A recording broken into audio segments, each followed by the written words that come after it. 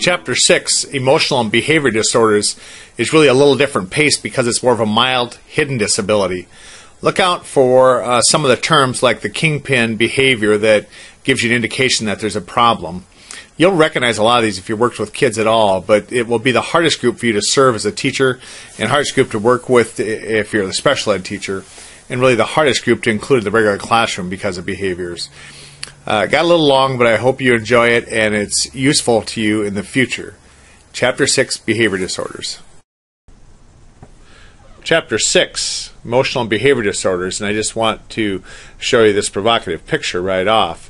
Again, this is one that's more mild. We call this a hidden disability, but you see some things in this images right away that would indicate to you some issues, and one I'll point out right away is the hat on the young man here, having that on and looking forward. And I'll get into this a little bit later, what the significance of this is.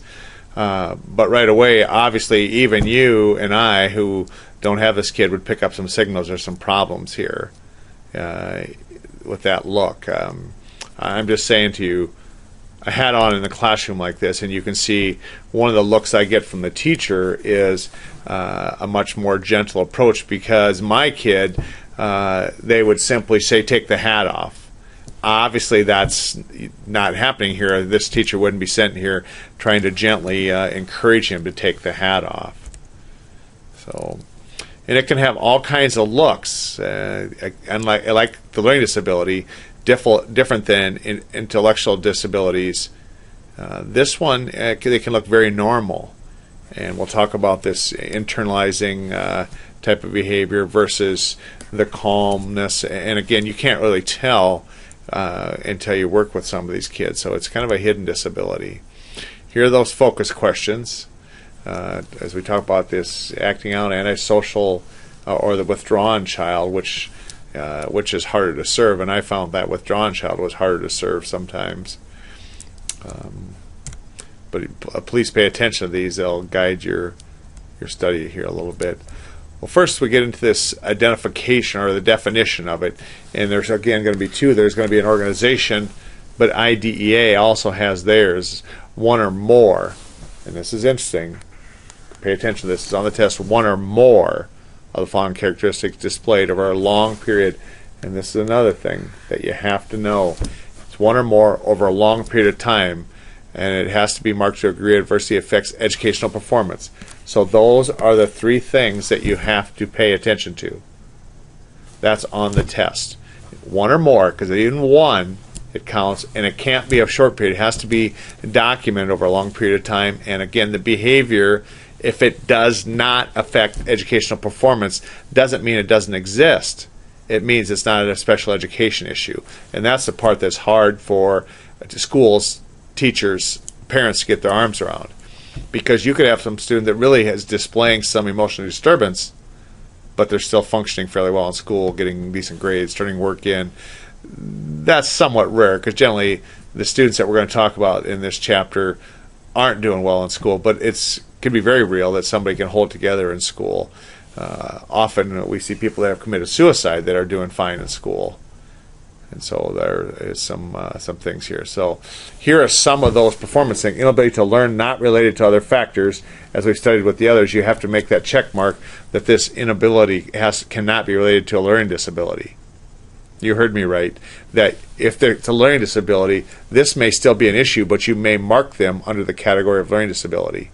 How would you know that? That too is over a long period of time. That cannot come on with the onset of this. Say, for example, got a fourth grader that has a history of this since second grade, and if the learning disability if that's not been tracked by then you would mark that off here. But it could be cultural, other factors. This inability to build or maintain satisfactory peer-teacher relationships, and that's a big one. All right. Inability to maintain, and again, we take that for granted. So many kids can do that just easily, that's never an issue, but to these kids it is. So that's one of the things that will be a red flag to you right away also. A general pervasive mood of unhappiness or depression, and that's more the internalizing one. And then a tendency to develop physical symptoms or fears. And that's another one that I saw when I knew kids had emotional disturbance, is these fears were greater than most kids with personal or school problems.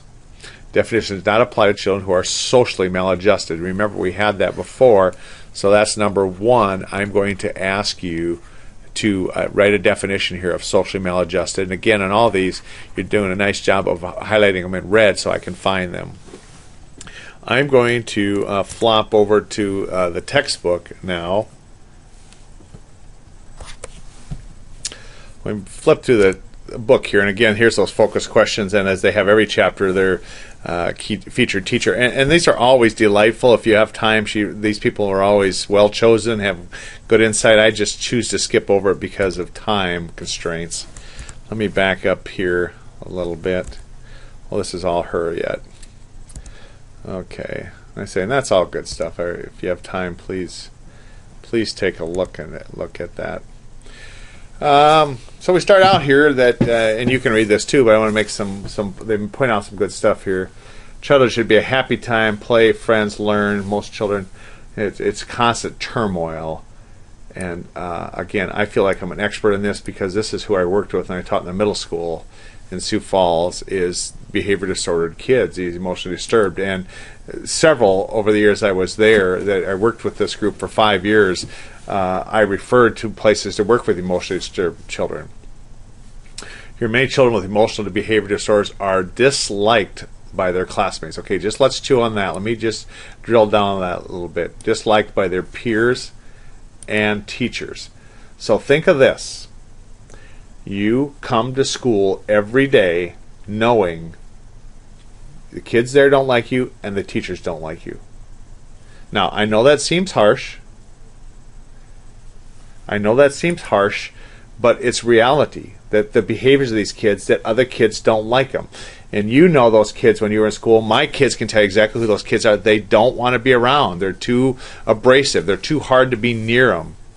And here, even their siblings and parents may reject them.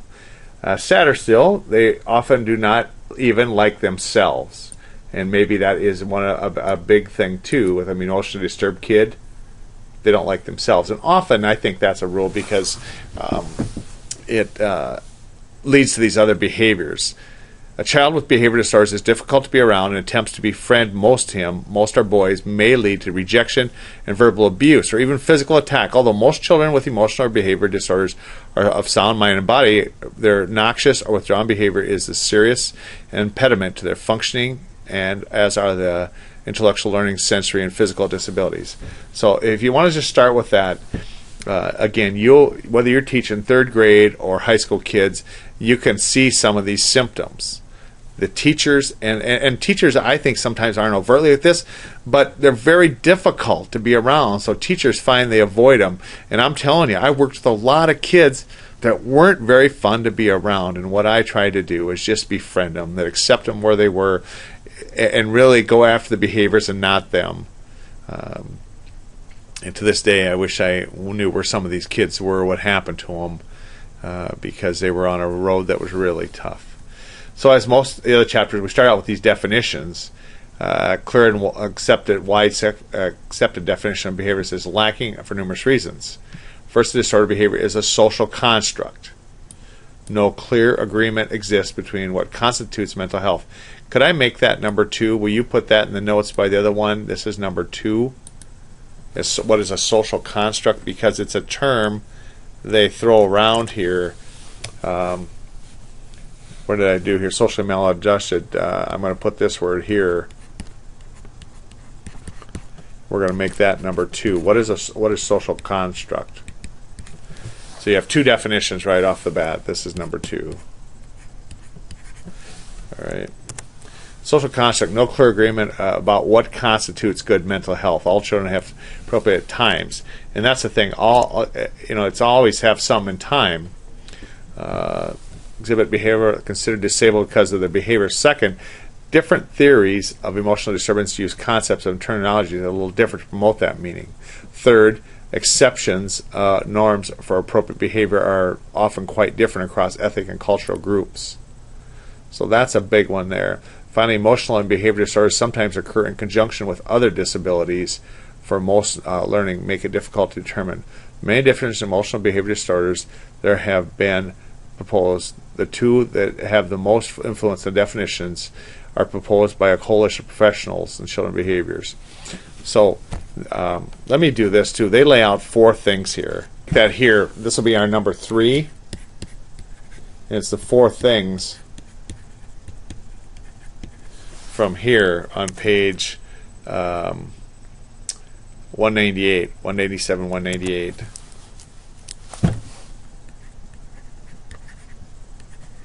There's 4 things there, and again, abbreviate them, but it lays them out here what they are. It gives the first and the other side second, here's the third, and here's the finally. All right, bring them. And then come back and we'll talk about this, the federal definition. Federal definition, and that looks a little different, a condition of exhibiting one or more. Okay, this emotional disturbance is one of the disability categories in IDEA under the child eligible to receive this. IDEA defines emotional disturbance as this. Let me flip back over here.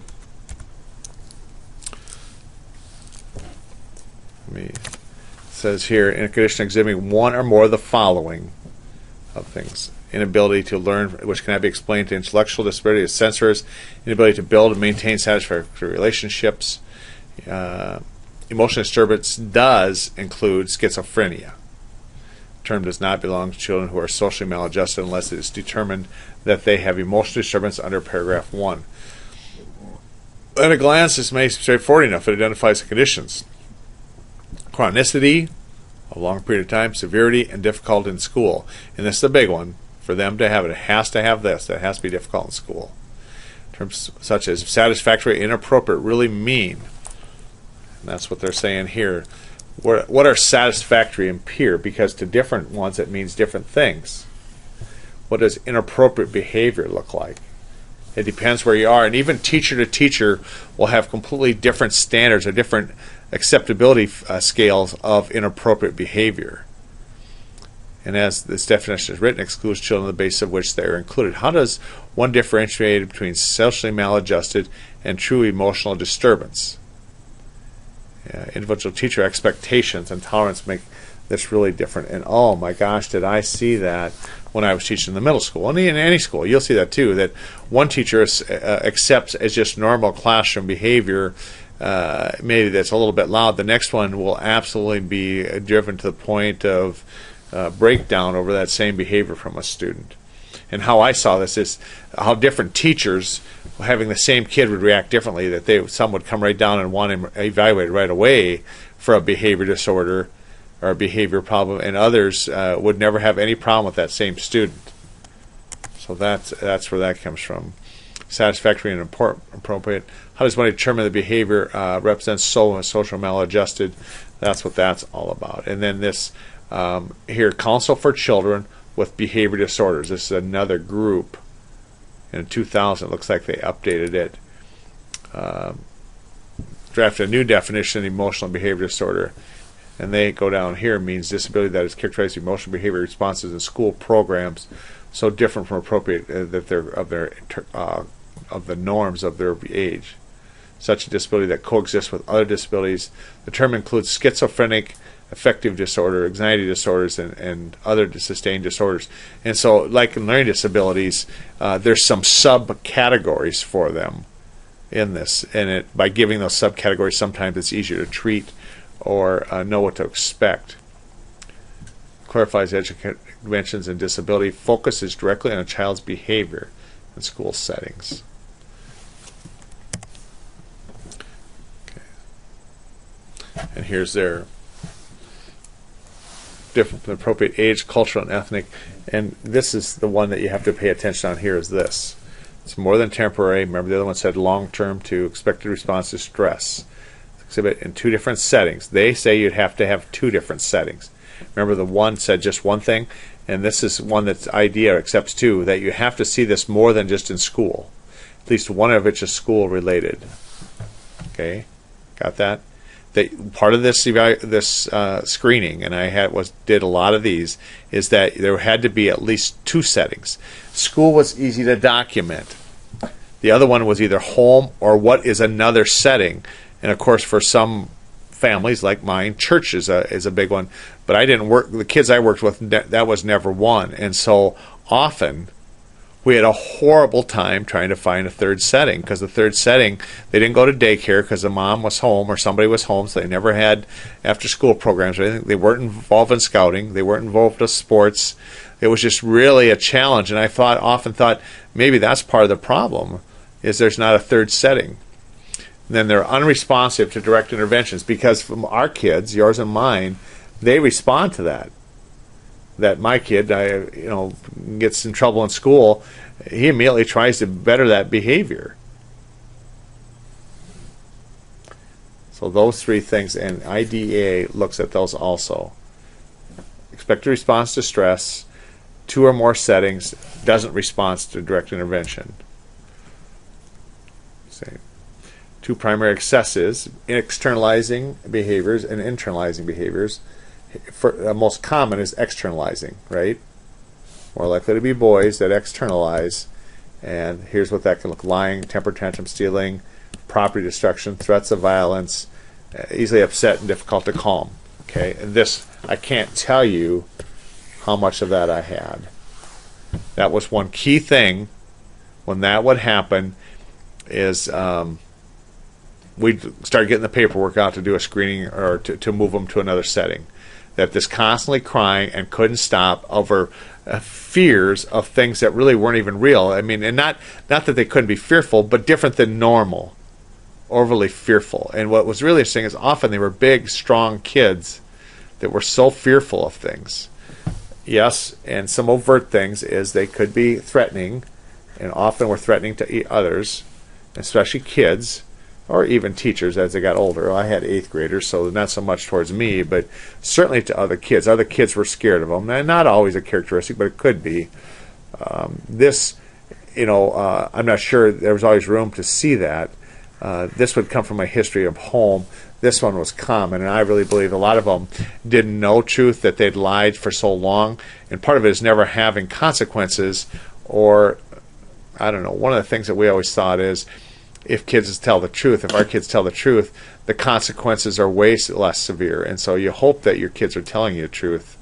One of my kids lying is the sin of omission. It's not telling a distruth. It's not telling you what they know. Silence is their lying kind of thing. But and then internalizing, also overly shy and immature, withdrawn, a hypochondria. I know you know what that is, but that's going to be number 4. What is what is this? A definition. And again, the same, easily upset and difficult to calm, just not as loud with it. So 2, internalizing and externalizing. 2 primaries. Let me flip back to the textbook quick. Here it talks about those. Externalizing behaviors. Get out of your seats, yell, talk out, curse, disturb peers. And even these first 2, I'm telling you, I worked a lot of that. You can live with that, even disturbing peers. Here's where it gets a little tougher. One of the things that's really hard, you can't tolerate, is any sort of violence. Ignore the teacher, complain, argue excessively. Oh my gosh, but that's just a teenager. But it's an overt thing. This is to point out what externalizing looks like. Steal, lie, destroy property, do not comply with directions, and have temper tantrums. Rode, Jensen, and Rivas in 98 describe noncompliance as the kingpin. Okay, this is what I would say too. Here is the kingpin, and I want you to use that word back over here, right here, is in big. I want you to put it in big, bold, and on your thing, make it bigger than your others so it sticks out. Kingpin, noncompliance.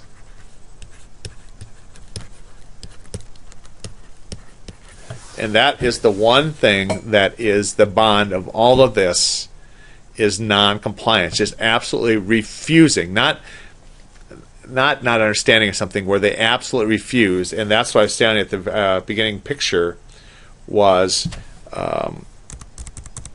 that same thing of non-compliance. I'm not going to do it. Everybody else is working on their assignment, and I refuse to do it. That's the kingpin. So I want you to be familiar with that word.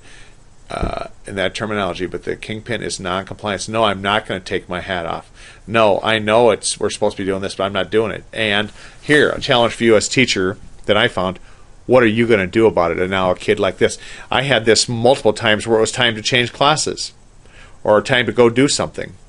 Oh, here's a favorite one for a lot of kids with emotional disturbance is you send them to the office and they go into this pose. Make me. Make me. Doesn't seem like a big deal, but you're managing a room full of students at the same time. That could be a real joy. So that is your Kingpin, and again, I want this font bigger and maybe even red than the others.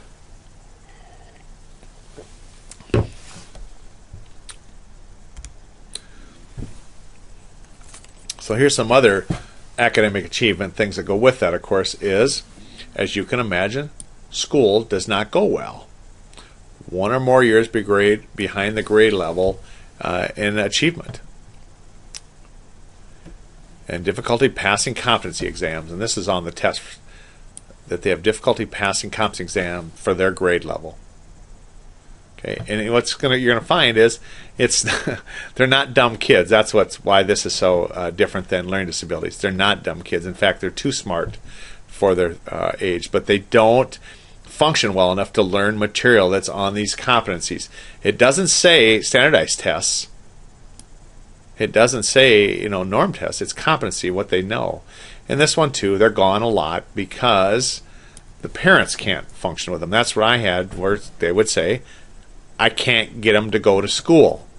Yeah, you heard it. I can't get them to go to school. So they're at risk for school failure and early dropout, and reciprocal relationships between behavior problems and low academic achievement.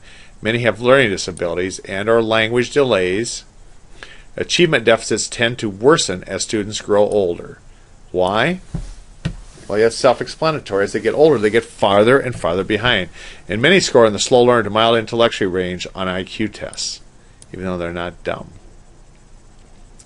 Okay, and again, you can imagine that risk. This is the group most likely to be imprisoned or have involvement with courts, almost without exception. The kids I worked with in the middle school were involved with courts. That's why I said to you earlier that I always invited the court service worker, because so many kids, even it doesn't not necessarily mean they're emotionally disturbed, but they had behavior problems, and with this non-compliance thing.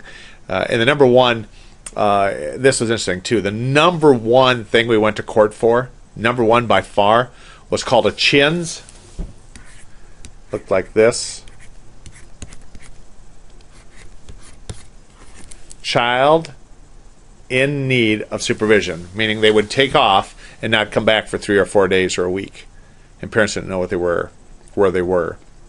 And so, the first time he comes before the judge, he has a sense of humor about it. The second time, he usually locks them up for 7-10 days in the juvie, and then it goes from there. And of course, that became a badge of honor for a lot of these kids, and really they had no fear of that.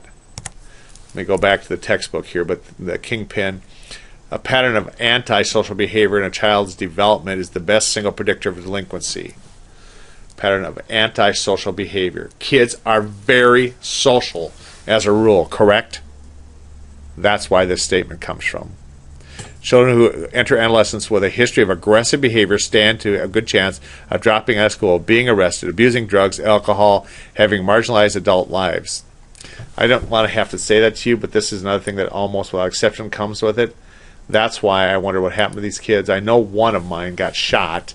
Probably one of the more challenging one I ever had. Got shot one time, and really a gun accident, but had been in and out of jail many times already by the time I think he was about 28 or 9 when that happened.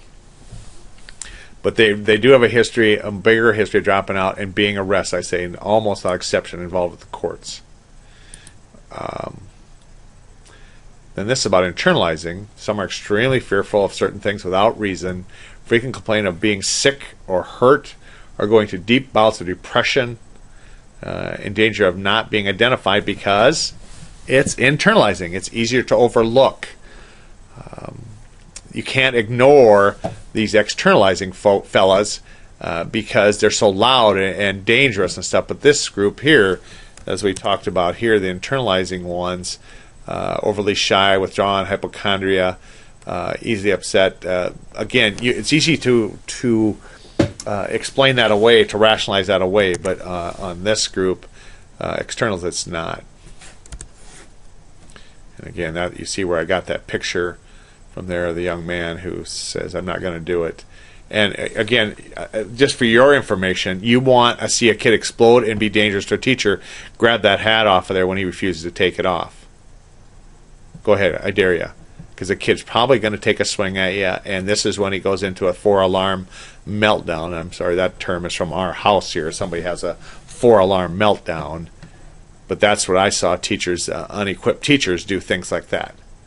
Grab the hat and watch the kid go off.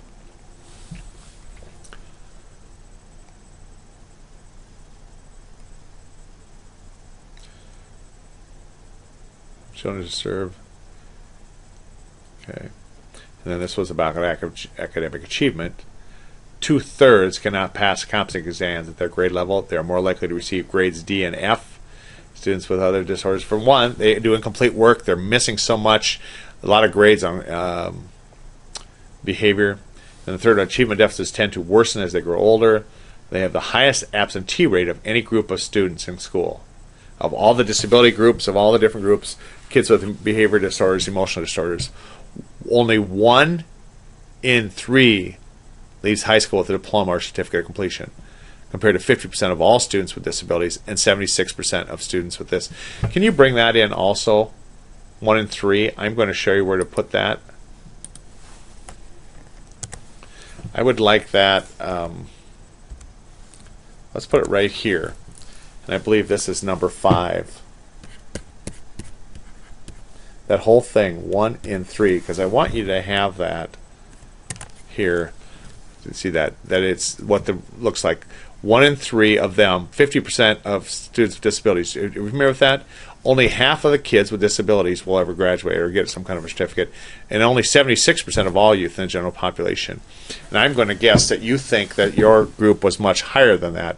In Sioux Falls, until this compulsory mandatory attendance through age 18, that was about where they ran. It was a little bit higher than that, but not all that much. For one thing, you have to look at, in a place like a big district, the kids that leave each year with dropout, because once they turn 16, and it may be at the end of their sophomore year, or during their sophomore or their junior or senior year, and one of the things that goes into this number is the kid that walks out at the end of the school year and doesn't come back next year but never re-enrolls anyplace. But alarming 60% of these kids drop out of high school. So you kind of see what you're up against and why it's so alarming when you find these kids. And if you feel that calling to work with these kids, you'll never be at want for a job because it's very demanding. And I felt like I was gifted in this area, that I could work with these kids, but it wore me down. It was very wearing. You were exhausted at the end of the day trying to hold them all together. And especially when I felt that my peers weren't that way, that they often would like to push them out, put them over the edge. So sometimes I felt I was all along trying to hold them together. But it goes on here that result of lack of engagement in the curriculum, they have problems learning, and that's why they don't pass the competency exam. And just look at the characteristics that I've described here, not this page, but these here. You know, how engaged are they with their learning if this is what's on their mind? And what this like upset and stuff, that like, could be a day-long thing. And that's the picture, too, in the textbook, that this often could be a day-long mood they'd be in, this mood there. And I saw kids sit there for hours in non-compliance because I know that more than once I was going to wait them out, so I'd leave them, and I'd come back later, and they'd still be in that same pose, still daring me to physically move them. And unfortunately, I worked with principals who then were delighted to physically move them. One of the things we got, too, is now we have officers, and it seemed like most of these kids were somewhat more respectful of that, especially if they had been involved with the courts, that would motivate them a little more than just a teacher or somebody. Okay. Then here's some types of specific anxiety or mood or disorders. generalized, but phobias, obsessive compulsive disorder, you've heard of that, OCD, anorexia nervosa, bulimia, post-traumatic stress disorder, selective mutism, and we'll look at a few of those, depression, bipolar, schizophrenia, Tourette's, just a number of those. Let's jump back here. So we've looked at academics, and then social, less participation. And can I be more bold and say no? No participation. And why do you think that was? Yeah, you got to wait your turn and stand in line and put up with some stuff, and they had no tolerance for that. And so I can hardly remember a kid being involved in any kind of extracurricular. This is, we've talked about this, just a lower quality peer. And again, I want to say to you, think of coming to school every day knowing nobody there is glad to see you. Nobody there cares if you're there or not. How excited would you be to come? Now, I don't want you to feel bad. I'm glad to see each and every one of you when I see you, but think of the kids that you knew in school that nobody was glad to see them. Well, what is their outlook? What is their... And a lot of times it's their own doings. I mean, before we get on this pity party and have the big band for them, so many of these kids, it was of their own doing. And now I see my kids interact, see those same kids that they're just too difficult, so you just stay clear. And so some of these, I know, especially my older boys, had some trouble where these kids want to be friends with him and get very aggressive because doesn't show friendship towards them. And so he, at times, has felt scared. So lower level of empathy towards others, higher rates of juvenile delinquency, high rates of recidivism. You know that. And that's what I saw too, that they keep coming back, little JDs and C's, and being lockup, that for some reason they can't. And I felt, I don't know if I told you, but I taught in that taught in the juvenile detention for 3 months, one school year, and that was one thing that was hilarious, that they lost their fear of it, and it was a little social hierarchy, and they're just like in the adult prison, that every time, and the time to collect them was over the weekend, so I'd come on Monday, and we'd have a whole bunch of new students. And only if they were sentenced, the judge would come Monday morning and hold the hearings, and many of them that were picked up over the weekend were sent back with their parents. But if they had come before him before, they were sentenced. It would look like this: 3, 5, 7... 5 or 7 days or more. I've seen them 15, 20, 30, 60, 90. Depends how how many times they've been in, and there really wasn't a lot of options. Now, you can kind of figure out the juvenile justice system after you serve a couple 30s or 60s, and you come back before him again. Now he moves you to alternative settings like youth camps and stuff like that. So that was what that looked like. Let's see then. Juvenile delinquency thing.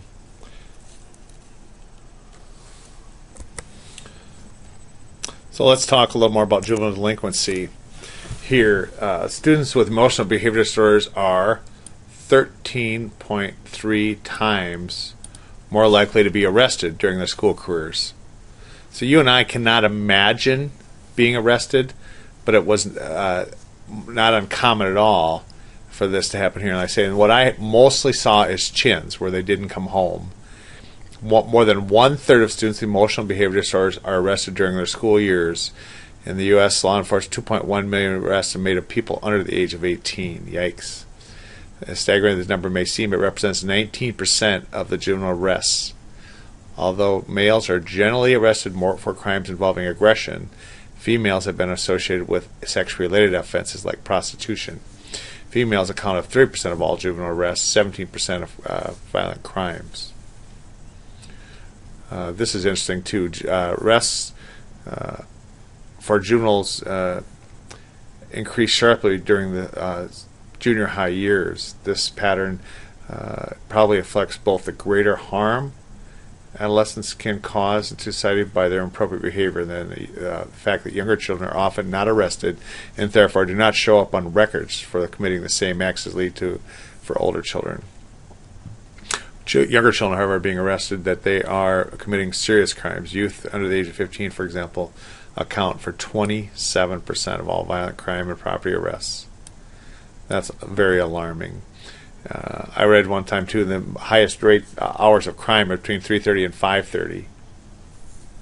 Yeah, time to get out of school till their parents get home.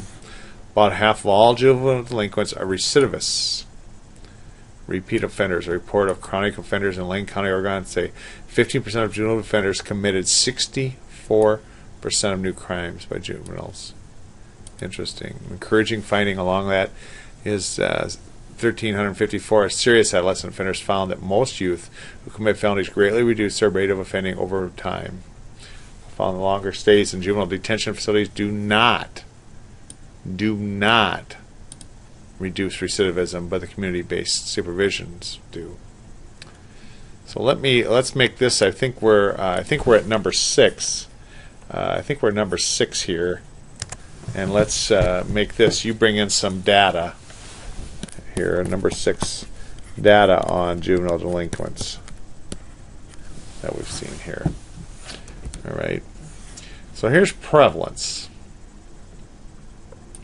3 to 6% of school-age children.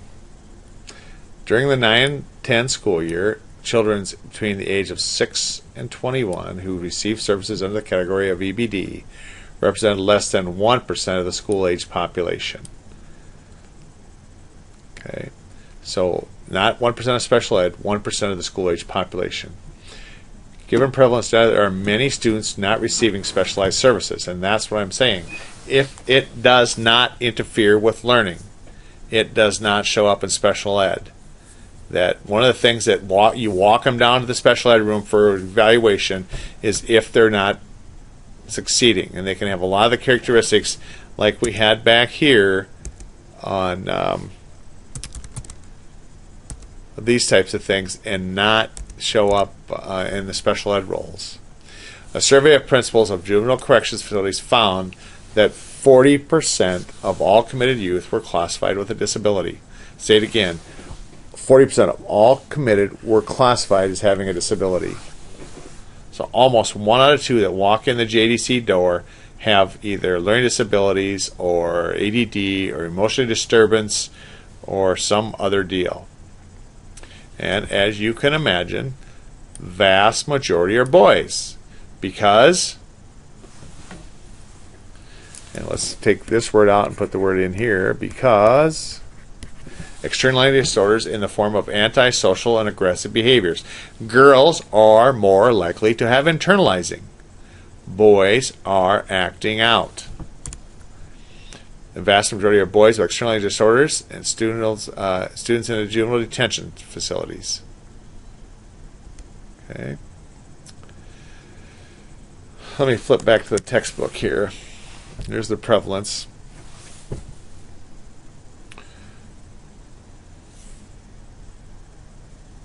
Number of children being served represents less than half of the 2% estimated by the federal government used previously in its estimates for funding personal needs for students with emotional behavior disorders.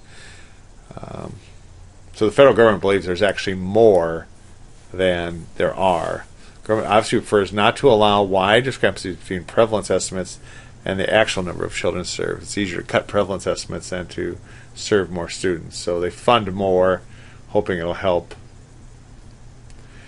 And here again is gender. More than 3/4 of the children identified as special services are boys. Boys identified as this are likely to have externalizing behaviors, while girls with emotional or behavior disorder are more likely to show internalizing disorders such as anxiety. Research shows that girls have problems with aggression and antisocial behavior as well. And aggression, when they get violent, that's a lot more noteworthy, it seems like, than some boy going off. But girls, and believe me, when I taught in the treatment center, that was something we seen a girl go off and try and get into it and stuff. They don't do it the same. The JDCs half incarcerated classified as emotional disturbance.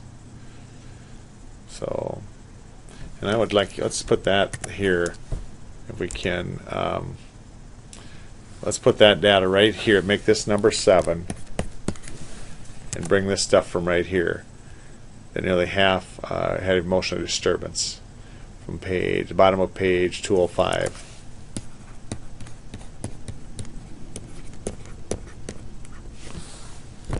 Okay. All right. Causes. Causes are interesting. Behavior of some children with emotional or behavior disorders is so self-destructive and apparently illogical that it's difficult to imagine how they got that way. We shake our heads in bewilderment and ask, where did this behavior come from? Numerous theories and conceptual models have been posed to explain abnormal behavior. Regardless of the conceptual model used to view emotional or behavior disorders, the suspected cause can be grouped into two major: biological and environmental.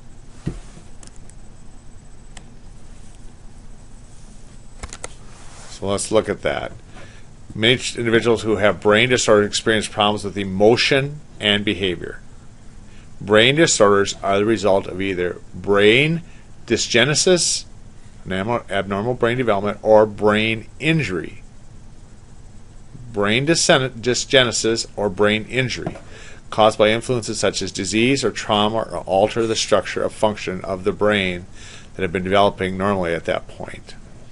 And traumatic brain injury is another thing we'll look at in Chapter 12. But for here, we're going to consider it.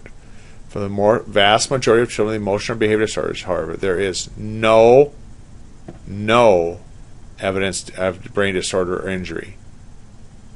Okay, say it again. There is no evidence of this, because that's the first thing we say. Behavior is this bizarre, has to have some explanation. And they cannot find, as they do the PET scans and stuff, they cannot find evidence of brain disorders or injuries in these kids with behavior disorders. So here's the uncomfortable one. How about genetics? Evidence indicates the presence of genetic links in some forms of emotional behavior disorders. Disorder with the strongest research support for genetic risks, such as schizophrenia, a severe and debilitating form of mental illness characterized by auditory hallucinations, delusions, unfounded fears of persecution, and disordered speech. Relatives of schizophrenics have increased risk of acquiring schizophrenia that cannot be explained by environmental factors alone. So, person on either of two highest risk groups, a child of two parents with schizophrenia, or an identical twin of a sibling with that condition, still has less than a 50% chance of developing schizophrenia.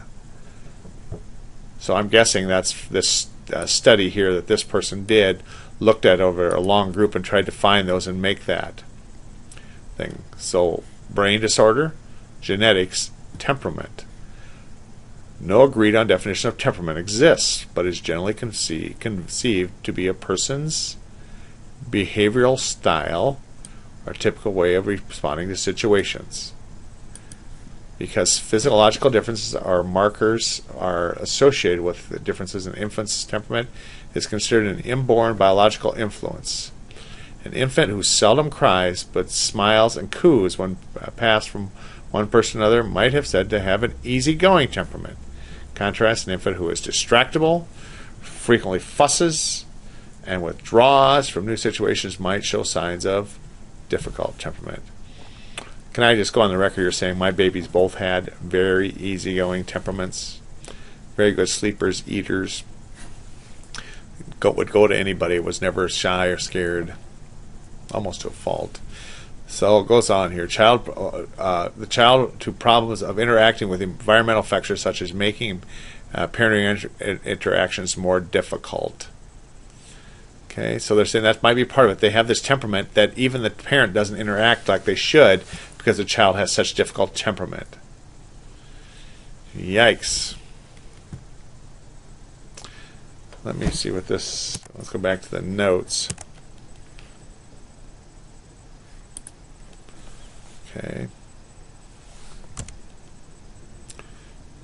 Can you make one statement? Let's make this number 8.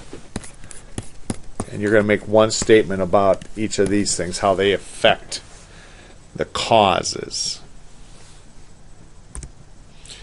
Then environmental factors. Home relationships, school relationships, and community relationships. Complex pathway of risks. Okay. So here, primary environmental factors contribute to the development of these disorders: adverse early rearing, an aggressive pattern of displayed when entering school, or social rejection. So again, I want that to be here, those three things. This is number 9. 9 is those three things from page, what page was that? Page 207, 206 and 07. The bottom here, there's A, B, C, and D there, 206 and 07, right there, 1, 2, 3, are actually A, B, and C. Okay. Then home, it gives you a description here. Here, decades of research show clearly that children with emotional behavior are more likely to come from homes in which parents are inconsistent disciplinarians, or they use harsh and excessive punishment. Spend little time engaged in propose pro-social activities with their children, and do not monitor the whereabouts of activities of their children. So just think about that. That's a little hard to chew here. Parents' inconsistent parenting practices, and it's more. And would you dress this up a little bit? Each of these, let's make this number 10, because it's bigger than that, and this is quite a statement here. I just want to read that to you again. Our emotional behavior students are more likely to come from homes in which parents are inconsistent disciplinarians, use harsh and excessive punishment, spend little time engaged in pro-social activities with their children, and do not monitor the whereabouts and activities of their children, and show little love and affection for good behavior. That's what I'd like to see you bring into home. In other words, the behavior of the child affects the behavior of the parents just as much as the parents' actions affect the child's. Okay, and this is a good read. Please read this and give you some understanding. And then school also, educational practices that contribute to the development of emotional behavior in problems in children include the ineffective instruction. It's harsh to say that. Ineffective, that results in academic failure, unclear rules and expectations for appropriate behavior, inconsistent and punitive discipline practices, infrequent teacher praise approved for academic and social behavior, and failure of individual instructions. And what I think is interesting here is we can put this on schools, but why doesn't it affect every single child then? That we're saying the way they're describing this is this group here that researched it, but why doesn't it affect all the kids then? It goes on here, teachers' actions can actually strengthen this deviant behavior, but through the teacher is trying to help the child. So that's very interesting. So let's bring that in here also with school. And there's quite a bit here, but make about one more sentence. And make sure, again, you're turning these red so I can find them. And then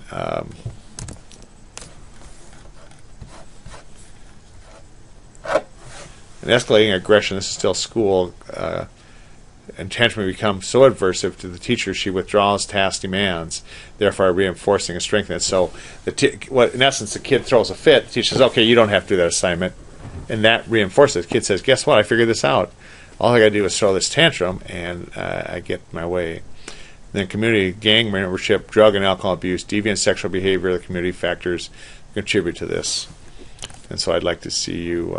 And this is good. You don't have to. This one's good enough. But these two you need to add to. The complex pathway to risks, a number of things here. And let me just have you make a statement about this. This is number 10 down here. As you bring that stuff from page 208 on the bottom and 209 here. About a pathway to complex risks. All right. So what is the identification and assessment like? This place should answer these questions. Who might need help? Who really does need help? Who's eligible? What kind of help is needed? Is there help benefiting the student? Is the help benefiting them? So let me come over here and we'll take a look at this. The different ways to do it is there screening tests used to determine if an intervention is warranted. Behavior rating scales or checklists, And then response to interventions, which we've talked about before what that is. And then there's direct observation measurements, like directly focus child's problems used for educational planning.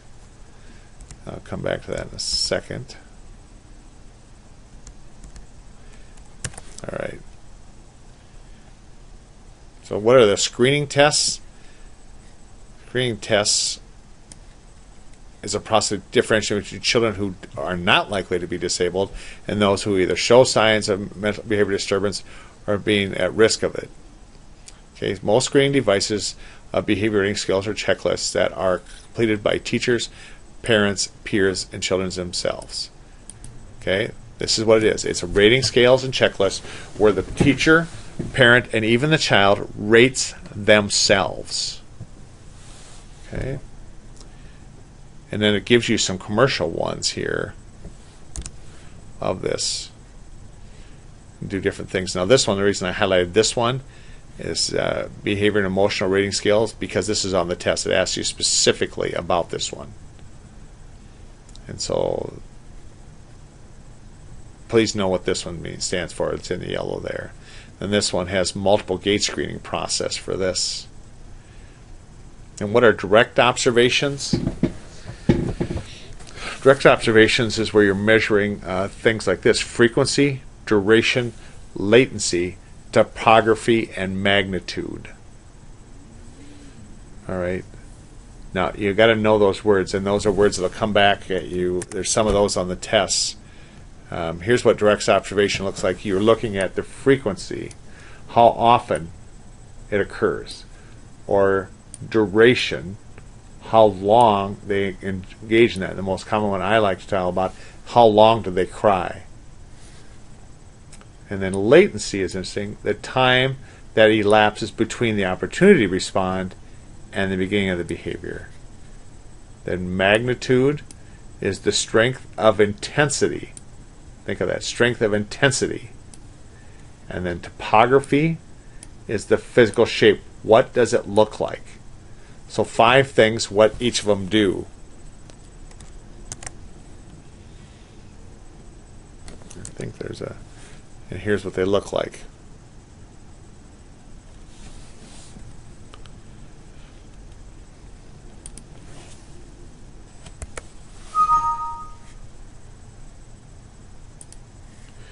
So of these here too, you'll, when you get into the behavior disorder class, if you're a SPED major, you'll look at these more directly and really learn how to use them. But it's a way to actually measure, count, and describe behaviors so that you can tell if there's less of it. One of the things that's really challenging to change behavior is you have to have some kind of a baseline of what it currently is in order to know if you're reducing it, other than what you and I always use is that gut feeling or that observational technique. So this is where you literally do it so you have baseline and can work from there.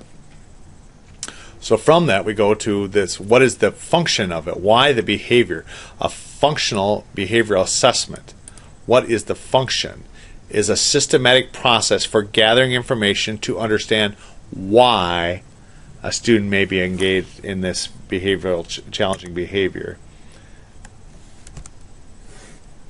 So here's what this is going to be.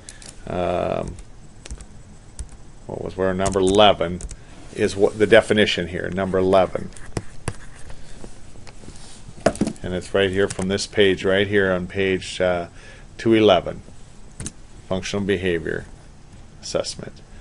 And then here are the possibilities, purposes of a student. 2 common functions of behavior is: A, get something for the student wants, like a positive reinforcement, like hitting others produces attention for the teacher, or to avoid or escape something from the student doesn't want, like negative disruptive behavior when the teacher presents academic tasks results in that.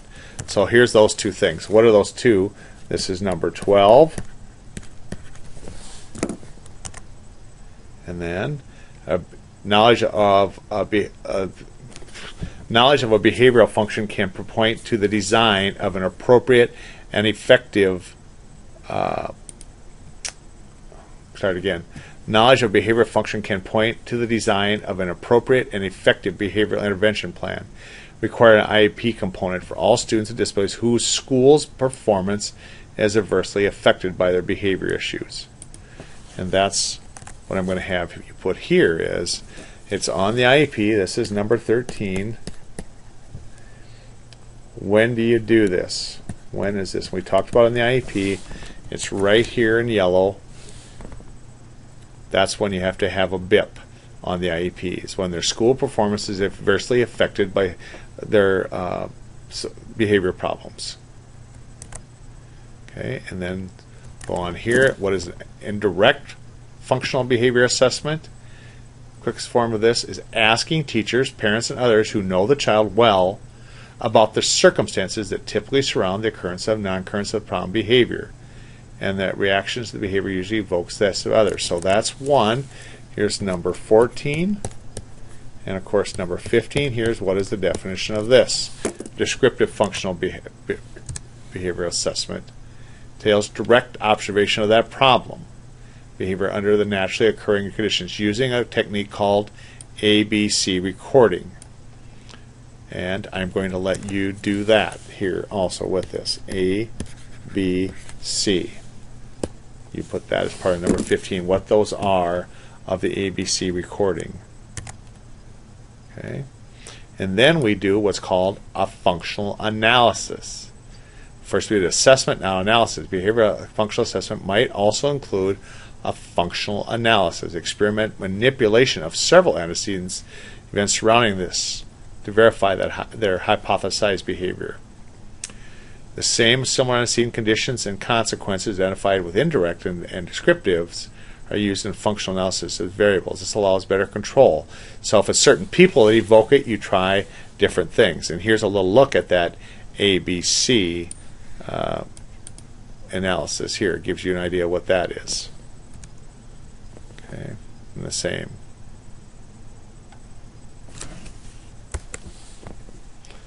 So curriculum goals. Let's look at this first. What should students with emotional and behavior disorders be taught? An obvious but only partially correct answer is that students with externalized behavior should learn to control their antisocial behavior, and those with internalizing should learn to have fun and make friends. However, if programs serving children with emotional and behavior disorders treat maladaptive behavior at the expense of academic instruction, students already possess deficient academic skills fall even farther behind. So, special ed for students with emotional behavior disorders must include effective instruction in personal, social, and academic skills. So it has to be both. It has to be behavioral and academic skills, or they fall farther behind. When I taught in the treatment center, we focused almost exclusively on behaviors first, academics second, and often tried to use academics to teach behavior, but it has to be things that get so they can be successful in school, community, and vocational settings. If that's not here, and that's it goes into this now, the two things. The academic skills, reading, writing, arithmetic is important with emotional behaviors. A student who hopes to have functional in society. It goes into this thing of direct instruction. I'm going to ask you to dig that out, some terms about this, and I think this is number, I can't remember what we have, but I'm just going to say it's number 14. Whatever it is, the next number here for this one and this one. All right. The reason I'm not going back is I erased them, so I can't go back and see where we were at on it. And then social skills too. Let's see what it says about social skills. Social skills instruction is an important curriculum component of students with emotional behavior disorders. Here it says control temper and conflict situation with peers, controls temper and conflict with adults, follows and complies with directions, attends the teacher's instructions, easily makes transitions from one classroom activity to another. Now, in here, one of the things that I think is interesting about their finding here, and I want to bring that back to you here, is here's the things it gives you, but the thing it does not address is the thing that's most difficult, is the kingpin. Remember what the kingpin was? What do you do with kingpin? And this is what I taught these skills all the time but nobody ever showed me. I never figured out a way how to deal with the kingpin thing. Can you write that here, what the number one thing was, the kingpin? Right here. Let's make that the next one. Show me you remember it. Alright. So with that, cooperation skills, appropriate ways to express feelings, responding to failure, learning the social and non-academic skills that match teacher expectations. Well said. Okay. And then numerous social skills curricula, commercial things are available here. And it takes you through some of these commercial ones. And you really only need those if you're going to be involved with this. Television programs and children's books are sometimes used to provide examples. And often with these kids that's much better. But they don't always pick up because I thought the truly emotionally disturbed kids didn't think they had a problem. And so what are some of these research-based practices of working with kids with behavior disorders? And this is really pretty good here. A 4-phase review process to identify scientifically supported teaching.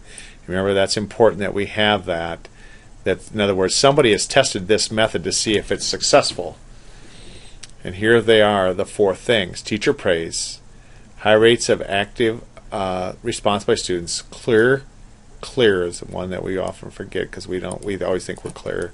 Instructional strategy including direct instruction, positive behavior supports, including school-wide functional behaviors plans here. Okay. So here's school-wide.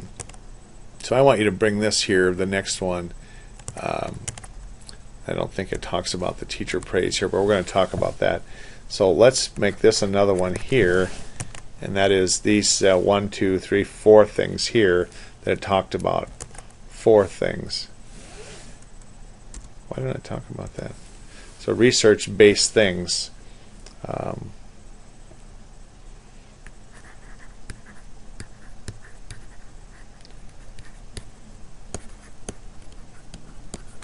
Four things, 1 to 4, from on page 216. Put that one there. Then we'll talk about 2 of these practices provide high rates of student responding with choral responding and response cards. And explicit direct instructions were described in 2 and 5. Respectively, functional behavior assessments that were explained earlier in this chapter. So here's the school-wide positive behavior support program. If you allow me, school-wide behavior support has these 3 tiers here. Focus on the use of punishment. Traditional punishment is one thing you find with this that does not work. The effort to control the misbehavior of specific students. Not only are such strategies generally ineffective in achieving long-term reductions, but they also do not teach students desired, and that's the big thing. They don't know what to do with theirs. And that's why this is a big deal, this school-wide SWPBS, school-wide positive behavior support, represents a tremendous advance in achieving student disciplines and establishing positive school climates. It's not a particular method or model, but a strategic framework of this. So it goes into 3 tiers. It has 3 tiers. Let me just read here. Teaching supporting this. Over 11,000 schools in the United States have implemented this, including those in Sioux Falls here. Wide range of resources from a prevention perspective with this instructional strategies. So Tier 1 is primary prevention, universal supports for all students. So that's what this is, that everybody gets this same kind of support. And then Tier 2, secondary, is you just have targeted interventions for students with at-risk behaviors. But this one here is intense for students with high-risk behaviors. Okay, so how is that different here? And here's the thing, and here's what I'm going to ask you to do for this. So I'm going to ask you to go out and find this and bring this in. If you have this, you can clip it out of here, but on the internet, you use this terminology, school-wide positive behavior supports, or even the acronym, you'll find this same image. You somehow clip or copy and paste that in here.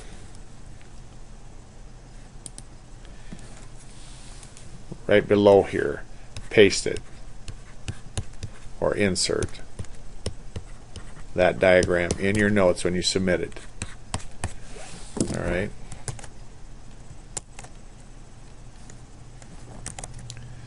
So you have that. Okay, and in this tier one, let me just give you this. Is that on here? You might have to bring this in. Behavioral expectations are stated and defined. Behavioral expectations are explicitly taught, and appropriate behaviors are acknowledged and rewarded. Big one here. So that, I want you to bring that in here under this part here, those three things. So you have it. And the same with tier 2. Tier 2 is like that too. We'll talk about that. I'm jumping over that part. Tier 2, only about 15% will require more focus. This Tier 2 supports an often delivered small group format. That's what they do. Check in, check out is an example of this. Basic components of this are A, B, C, and D. So you're going to do that here as part of this. This Tier 2 has A to D in here. All right, and then Tier 3, let me just read these two. A is a brief meeting at the beginning of the day to set the goals for the day. Then B, a point card on which teachers record points based on the student meeting that criteria and giving a student feedback at different times of the day. And C, a brief meeting at the end of the day to review how it went. And D, rewards for earning that predetermined points. And I know I told you the story of the teacher in my classroom that had a guy that did that. So that's what that is. And then D, that's a little more. Students who exhibit serious problem behaviors such as major rule violations and put the student and others in danger or unresponsive, 5% of these require this severe intervention. Include wraparound supports outside of school to address quality of life issues. A team conducts a functional behavior assessment, describes and creates an individualized plan, a BIP, and this. So you bring that information about that group into here. So you have something for all three of these of what it is. Tells you here who uses it, but there it's what they entail. And then you paste this in here, that this diagram or whatever you can find like it. All right. And that's a universal. That's same colors and everything. But 80% of the kids respond to just minimum intervention. Then D is the one beginning and the end of the day. But 5% need to have a behavioral assessment. And that's not of special ed kids. 5% of your whole student body. So let me do the math. You're in a school of 100 kids. In the high school, you're talking 5. You're talking a school with 2,000. You're talking about, a couple hundred kids that need this. Yeah, it's a little scary, isn't it? Power of praise is interesting. About the very low teacher praise. It's a very good behavior errors. This goes with the top one, with the first part. So there's actually 4 of them, I think, right? Yeah, there's actually 4 of these here.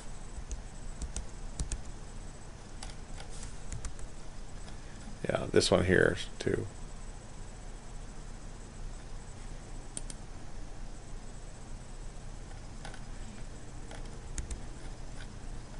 Here's the 4th one. But please read this. There's 2 questions on the test about praise, teacher praise, over these 2 pages. So please read this about teacher praise. Okay, and there's the tiers. Then self-management, self-monitoring, self-evaluation.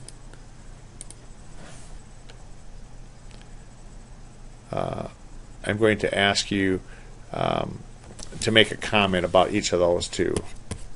Self-monitoring, self-evaluation from this page, from page 220, and what that's about. There's a way to do that.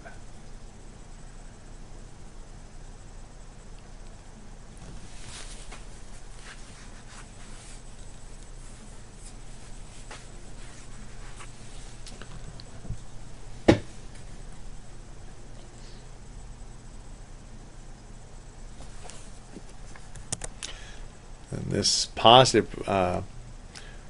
positive classroom management strategies is interesting too. structuring the physical environment, establishing clear rules, planning lessons and managing transitions. Just good instructional things come into that. And that's what this is about here.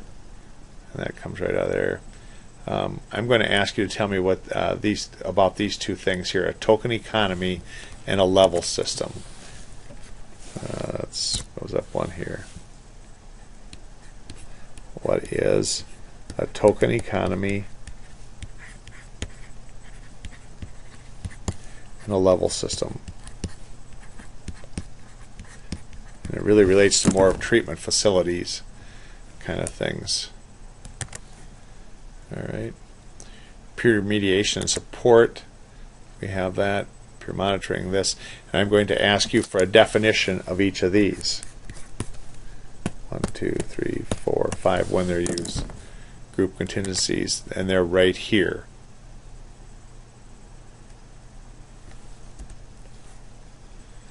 Okay, group contingencies there. And fostering differential acceptance, empathetic relationships. And isn't it interesting that this is a big deal because, again, for the most part with kids, you take that for granted. Not kids with emotional disturbance, you don't. Empathetic relationships, focus on this. And the placements are very interesting.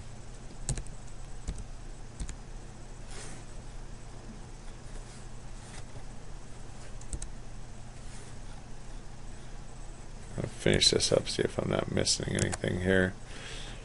But 23% in separate classrooms, meaning 40%, remember we said this, 40% of students with this receive in the general classroom, which is low. So where the rest, 23% here, 13% got to be out of the building, only 2% in correctional facilities because that's such a short time that to be counted in this one, it has to be long term, but many, many more than that will have some connection to that. And some in residential schools, like a Children's Home Society, or 1% are so bad they have to be in a hospital school setting. Most students with behavior disorders have serious problems that require intensive interventions, and that's why they're not in the general classroom. Arranging an environment in which academic and social skills can be learned is at acceptable rates while protecting the safety of the children. And this is the hardest group by far to include in the regular classroom. Why? Because of the behaviors. So here's their challenges. Okay, behavior disorders.